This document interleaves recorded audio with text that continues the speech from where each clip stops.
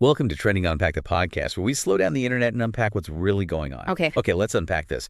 If you've been anywhere near a screen lately, and I mean anywhere from a beauty influencer's feed to just, your local coffee shop seasonal menu, you've likely been immersed in brown. Oh, completely. It's unavoidable. Not just any brand, but this incredibly rich, decadent, often impossibly glossy, color-dominating manicures.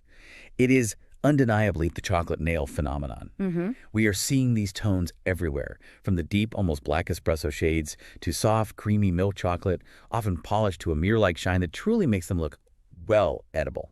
And that feeling, that sense of it being everywhere and also being delicious is precisely why this trend demands our attention. This isn't a simple expected seasonal shift. No, it feels bigger than that. It's not just like switching from bright coral to deep wine for the fall. Exactly. This rich brown has become an aesthetic unto itself.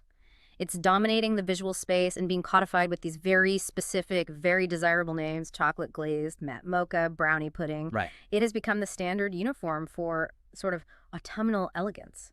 It feels like more than a color. It feels like a mandatory fashion accessory. It's almost signaling a certain status or, a taste level. It is a statement, a very clear one. This trend reflects some really significant cultural shifts in beauty, specifically the move away from overt flashiness and towards subtle, recognizable quality. That's an interesting way to put it. I mean, it's the manicure equivalent of swapping out a handbag with massive logos for one that's crafted from impeccable yet unlabeled leather. It's a direct visual link to this burgeoning idea of quiet luxury infiltrating mass beauty. So our objective today is to really map out this aesthetic. We need to explore the specific shades and textures that define this chocolate palette, trace the powerful celebrity influences that act as the primary catalysts, and most importantly, figure out the psychological and cultural mechanics. Yeah, the why. Why has our universal desire for warm, comforting, sweet treats translated so directly and so successfully to our fingertips? Why brown? And why now? That's the billion-dollar question, isn't it? So when we talk about the chocolate nail, we need to draw a clear line in the sand. I mean, brown polish has always been around. So what is the core definition of this specific aesthetic that makes it feel so fresh and so utterly pervasive? Well, the core definition, it really centers on richness, dimension, and warmth. While the palette, it spans from deep dark chocolate to creamy white accents, the key differentiator from past cycles is the quality of the shade itself. The quality. Yes. This isn't just a brown, this is an entire neutral wardrobe for the nails. It includes that deep, dark espresso, the warmer hazelnut, the dusty cocoa, and the lighter, almost taupe caramel tones. And the sources are very clear that this is a departure from, let's say, historical iterations of dark polish. That context is vital. This is explicitly not the harsh, almost industrial espresso of the early 2000s, which often looked flat or, frankly, a little cheap. I know exactly the one you mean. Right. The new chocolate brown nail is defined as warm, creamy, and inherently expensive looking. The visual equivalent of a freshly melted bar of premium Valrhona chocolate, or like the smooth, perfectly dyed leather of a new designer briefcase. So the goal is grounding and richness. It's meant to make the hand look instantly more elegant. Exactly. Whether you're typing on a MacBook or clutching a beautiful knit scarf. And if the color is the foundation, then the finish is the architecture. It's what elevates a nice brown color into a signature luxury trend. What are the key finishes defining this era, starting with maybe the most basic one? The finish is where the luxury and the required skill is really amplified. Our first category is the essential high gloss. For the purest glossy espresso look, the manicure demands an ultra-glossy, thick top coat. No. This provides drama and dimension without needing any complex color layering. It achieves that goal of subtle elegance. A deep color, but with a mirror-like dimension that catches the light beautifully. And this high gloss look is essentially the simplest access point to the aesthetic, Yeah. right? It requires the color depth, but not necessarily the most advanced technique. Exactly. It's the baseline of richness. But then we quickly evolve into the look that truly cemented the trend's viral status, the glaze factor. Oh, yeah. This is the clear seasonal adaptation of the megatrend that preceded it. Which, of course, was the initial sheer, pearlescent, glazed donut look that was everywhere. Everywhere, and the chocolate glaze look is positioned as the autumnal, more sophisticated iteration of that. This technique starts with a deep, warm brown foundation polish, something opaque and rich. Crucially, it then layers a fine bronze, gold, or classic pearl chrome powder over the dried base color and then seals it. That chrome layering is what gives the nail a unique, lustrous, dimensional finish. What's the technical difference between that chrome glaze and just a regular metallic shimmer top coat? Because they sound similar, but the result is so visually distinct? That is a great question. The distinction is in the particle size and the application method. A metallic shimmer top coat uses larger particles suspended in the polish, which reflects light from the surface and deep within the polish. So it's more glittery in a way. A little bit, yeah. A chrome powder, however, is an incredibly fine powder, often applied by buffing it onto a tacky or non-white cured layer. This creates a highly uniform, almost holographic reflection where the light hits the entire nail surface simultaneously. Ah, It gives the impression of highly polished metal or graphene on a piece of expensive foil-wrapped chocolate. It maintains the depth of the brown underneath while adding a luminous quality that is completely absent in a standard gloss or shimmer. so it's about texture and how the light interacts with the dimensional surface, which makes it absolutely perfect for online visual platforms. It photographs and videos exceptionally well because that luminous quality is so dynamic. It pairs exceptionally with gold jewelry and warm tone metals, which further locks it into that rich girl fashion narrative that the algorithms just love. But not every look is about maximizing light. The third category, the texture play, seems designed to reject that high-gloss mirror effect entirely, yet it still reads as incredibly high-end. That contrast is fascinating to me. The texture play is, I would say, the most sophisticated and often the most expensive service offering because it demands specialist materials and a really precise technique. It moves the conversation from visual appeal to tactile appeal. Okay. A brilliant example is the cashmere nude look. Here, you start with a beautifully matched skin tone nude polish, but the transformation happens when a flawless ultra matte top coat is applied, and while the coat is still tacky, a delicate dusting of fine, clear acrylic powder is gently added and sealed. Wait, acrylic powder. Not chrome, but clear, velvety powder. Yes, clear acrylic, or sometimes a specialized velvet powder. When it's cured correctly, this process creates an extraordinary soft, velvety, non-reflective surface that genuinely mimics the visual and tactile feel of luxurious high thread count cashmere fabric. Wow. It looks expensive because it's understated and tactile. It's for a different kind of customer. That technique sounds incredibly precise. I mean, it requires expertise far beyond just applying a bottle of matte top coat from the drugstore. Oh, absolutely. It requires precise timing, specific brush control, and even temperature management to ensure the powder adheres uniformly without clumping or looking grainy. So this is for clients who are prioritizing a unique kind of sophistication. Absolute restraint. It's about creating depth through absorbing shadow rather than reflecting light. And this matte, velvety technique is also widely applied to deep chocolate brown nails, often seen in the brown French tip or a full coverage matte mocha. Okay, now that we've defined the look, the warmth, the high gloss, the chrome, and this incredible velvet texture, who exactly put this specific aesthetic on the map? Where did this momentum originate?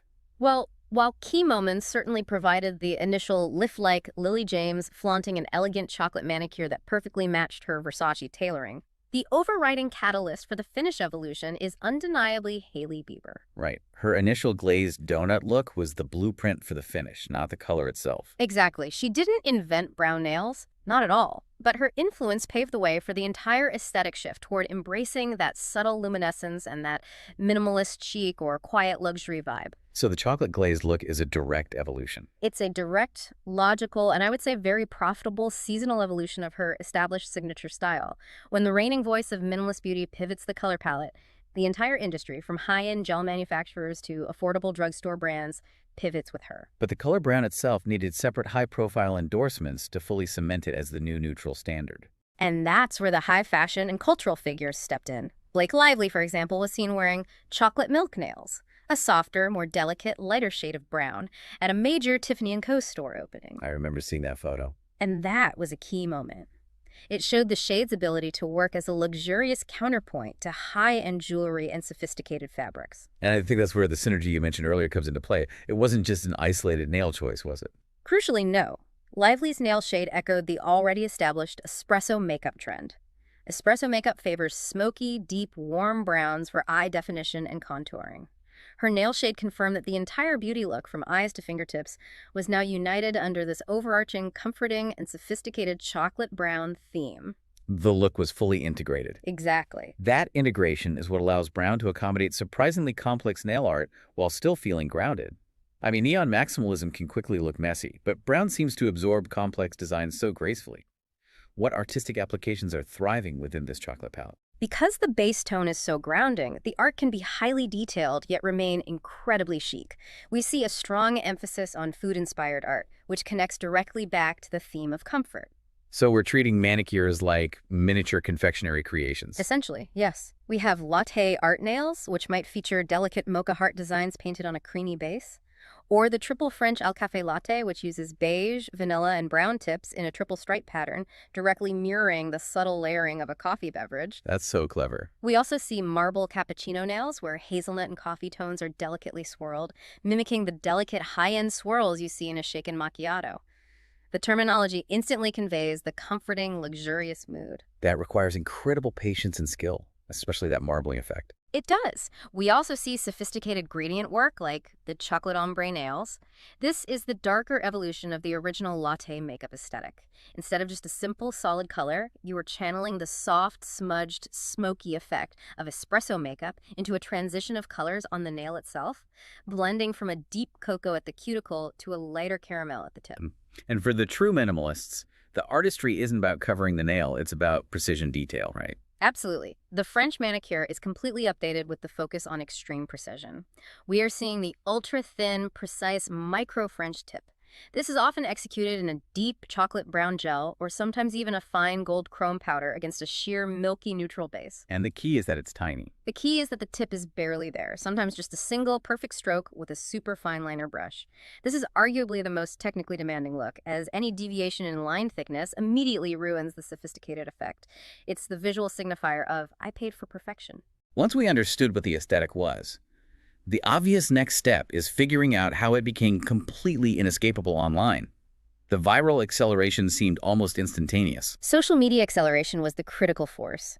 The brown trend was instantly boosted by visual platforms, Instagram, Pinterest, and TikTok Reels, because of its inherent high contrast, clean visual appeal. It just looks good in a photo. A rich, warm brown nail, especially with that ultra glossy or chrome finish, photographs beautifully. It catches and reflects light in a dynamic, satisfying way that content creators know reliably drives engagement. And this feeds directly into the algorithms that govern our feeds. Correct. Algorithms inherently reward visuals that are neutral, repeatable, and manage to feel simultaneously timeless but trendy. Think about it. A fleeting, overly complicated, or neon design burns out quickly and looks dated within weeks. Brown, however, offers longevity. It feels safe, sophisticated, and pairs easily with diverse outfits and backgrounds, helping it gain critical traction and staying power across millions of diverse feeds for a longer period.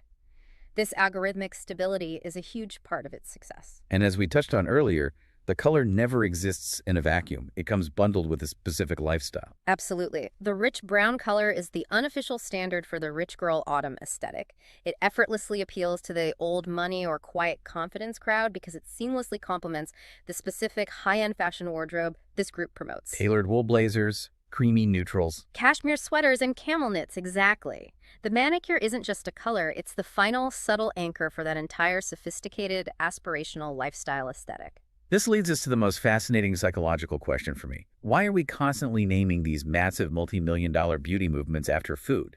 Glazed donut, blueberry milk, tomato girl, and now the entire chocolate and coffee spectrum. Why do we crave edible beauty? It's a great question, and the sources show this isn't just modern clever marketing. The association between beauty and sustenance is ancient. We're dealing with a powerful, centuries-old cultural inheritance. It started because, historically, many early cosmetics were literally edible ingredients. Could you expand on that historical context a bit more? I find that fascinating. Certainly. Think back to early practices. Women in ancient Egypt would dye their nails with henna, which is a plant-based dye. Cleopatra's famous eyeliner contained burnt almonds. Wow, really? Yes. Ancient Greek women used crushed berries and plant juices for lip tints. In Japan, fine rice powder was the earliest form of foundation. In these societies, food, health, and makeup were not just linked conceptually, they were often chemically interchangeable ingredients. So we are biologically and culturally conditioned to link beauty, desirability, and personal adornment directly to sustenance. Precisely. Even though today's products are largely synthetic, the naming convention taps into a subconscious primal desire, what the sources call the monkey brain. Let's detail that concept, because that's where it gets really interesting. What is this monkey brain driver in relation to beauty? The psychological driver is profoundly simple and non-rational. The modern brain, the monkey brain, is hardwired to associate fresh, sweet, and ripe produce with health, vitality, and sustenance, all signals essential for survival. Okay. When modern synthetic products are named after foods, like smelling the scent of a fresh mango on a lip gloss or calling a nail shade blueberry milk, it immediately evokes the idea that the product is ripe, fresh, and inherently nourishing, even if chemically it's not. So calling a nail color milk chocolate immediately draws us in subconsciously because we associate those sensory qualities, comfort, richness, sweetness, with positive biological signals we seek out. It's an instant comforting aesthetic. Yes, you get the immediate mental shortcut. Applying something that looks like rich, sweet produce equates to healthiness, nourishment, and desirability. This taps into that broader, clean girl aesthetic that emphasizes perceived health, but it does it with a richer, more complex palette, which makes it feel warmer and more approachable for cooler seasons. But the analogy gets tricky when you consider products named after perceived unhealthy treats, like glazed donuts, fraps, or very decadent chocolate. If the brain is seeking health, why do these massive trends focus on indulgence? That's the brilliant subtlety of the modern sensory formula. The monkey brain isn't running a complex nutritional analysis or counting calories. It simply operates on the rule: tastes good, looks good, is good. Oh, it's that simple. It is. The sensory appeal, the rich, comforting, decadent visual associated with chocolate, a fresh glaze, or a creamy latte is enough to make a trend resonate deeply. It bypasses logic and becomes instantly viral and deeply appealing because it triggers pleasure and comfort. It's pure, immediate sensory association linked to indulgence. This trend also speaks volumes about the larger directional shift in beauty, the retreat from intense maximalism that dominated a few years ago. It absolutely does. Brown tones reflect a cultural fatigue with the constant pursuit of novelty and complexity. The move toward this sophisticated palette is a shift back toward organic neutrals and simplicity, and away from the overly complex, glittery, or loud neon trends. It's almost like a collective exhale. It is. The sheer market dominance of brown demonstrates that consumers are prioritizing quality, calm, and permanence. And we see parallel neutral shades gaining significant traction that reinforce this desire for sophisticated simplicity. Correct. The search for a new, sophisticated neutral is very broad. For instance, look at the sheer Matcha Latte Mani. That's a translucent, whisper-soft wash of dusty, sage-toned green. I've seen that one too. It's beautiful. It is. And applied in a jelly-like formula, it functions as a true organic neutral. Unlike the chrome or high-gloss looks, this shade is intentionally kept pure and subtle without toppers to allow the unique ethereal quality of the color to be the entire focal point. It's a completely different expression of quiet sophistication. But the chocolate palette seems uniquely positioned to capture the entire spectrum of neutrality, from the light, sheer looks like the Matcha Mani, to the opaque, dark tones we've been discussing. That versatility is its superpower. It truly covers the full range of assorted chocolates, milk, dark, caramel, and creamy white, offering a perfect high-fashion neutral tone for virtually every skin tone imaginable. Which is key for mass adoption. It's critical. This ensures that the shade has true beauty wardrobe staple status, something that fleeting trends rarely achieve. Let's pivot now and bring this all back to the macro trend of quiet luxury. The sources clearly position the chocolate nail aesthetic as the blueprint for the high-end manicure of 2025 and 2026. Why does this specific brown look embody that expensive aesthetic so perfectly? Because quiet luxury is fundamentally defined not by the color or the label, but by sophisticated execution and subtle detail. It's prioritizing quality over overt flashiness. So the brown color is just the starting point. It's the understated first step, yes. However, the techniques required to execute this trend professionally, the ones that command premium prices, are extremely high skill. That is the perfect distinction. It looks effortless, but the cost and time involved in achieving that perfect, effortless look are high. Precisely. And we need to debate the cost versus value proposition here. If the technique is so high skill, how long can this look remain mainstream before clients opt for easier, lower skill, solid colors? Right. The answer is that the complexity is the value proposition for the luxury market. Give us a specific example of that hidden complexity. Look at the micro-French tip we mentioned earlier. Achieving those ultra-fine, perfectly curved lines in a deep chocolate gel requires exceptional, steady precision and specialist brushes. This isn't DIY territory. Not at all. This is a signature service that commands premium pricing because the technician is performing meticulous artistic detailing. It often takes longer than a standard French manicure because the margin for error is zero. Or consider the cashmere nude technique. Yeah. You mentioned that demands precise timing, temperature control, and the exact application of that clear acrylic powder. The final effect is designed to look simple, just a nice nude nail, but the method is incredibly complex. It is entirely about texture engineering. The client is paying for the texture, not just the color. This leads to the ultimate expression of restraint in this aesthetic. The solitary pearl accent. The what?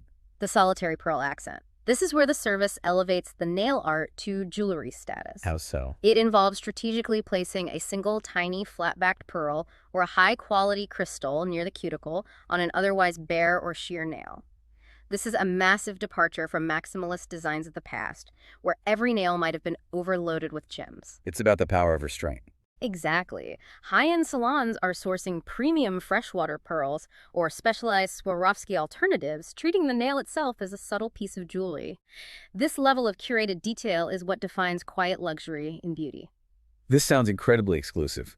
Yet one reason this trend achieves such staying power is its unique ability to be versatile across all financial price points, which is usually counterintuitive to a luxury trend. That dual market access is absolutely fundamental to its longevity and dominance.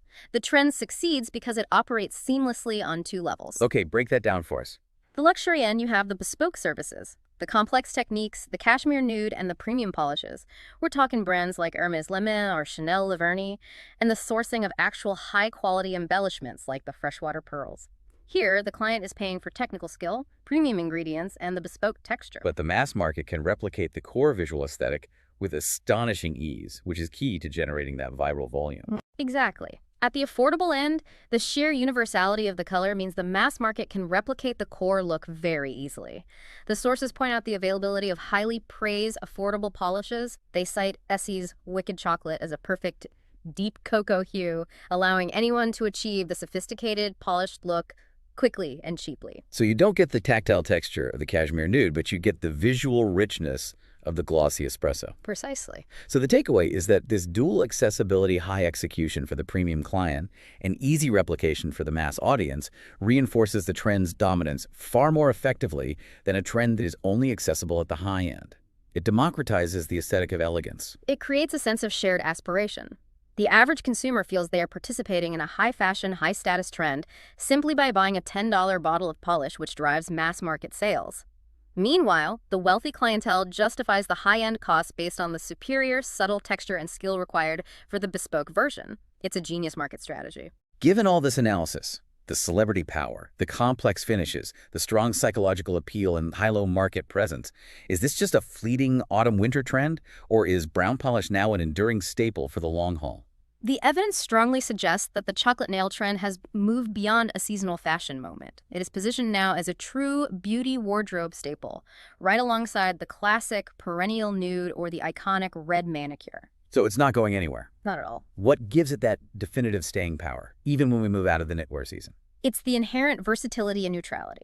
The rich brown palette, as we've discussed, complements nearly every skin tone, pairs effortlessly with warm and cool wardrobes, and functions exceptionally well year-round, despite its strong initial autumnal rollout.